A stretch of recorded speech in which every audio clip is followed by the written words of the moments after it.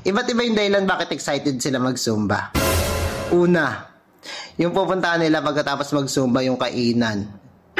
Pangalawa, yung mga outfitan nila. Siyempre, ipagmamalaki nila yan dun sa mga inggitera nilang kakilala.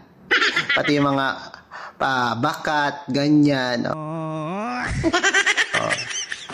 Pangatlo, ipagmamalaki nila yung step nila na marunong na silang sumayaw. Noong una, mahihain pa sila. Ngayon, gusto na nila mag-shadow o di kaya din sila sa unahan. Pang-apat, gwapo si Sin. May pa-bukol at saka may pakaldag.